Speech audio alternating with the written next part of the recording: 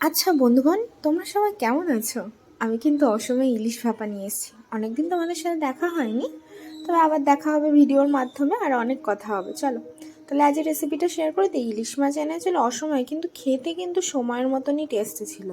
যাই হোক, অনেক সময় অসময়ের জিনিসও কিন্তু মানে পেলে ভালোই লাগে খেতে। যেটা বলছিলাম, তো প্রথমে মাছটাকে নুন হলুদ দিয়ে মাখিয়ে রেখেছিলাম, তারপরে একটা পেস্ট বানিয়েছিলাম।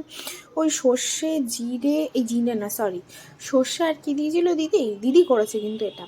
সর্ষে দিয়েছিল, আর ওটাকে কি বলে আমি বলছি দাঁড়াও, পোস্ত, হ্যাঁ পোস্ত দিয়েছিল। পোস্ত আর লঙ্কা পেটে এটাকে ভালো করে মাখিয়ে সর্ষের তেল দিয়ে একটু ম্যারিনেট করে রেখে দিয়েছিল। তারপরে কাঁচা তেল দিল।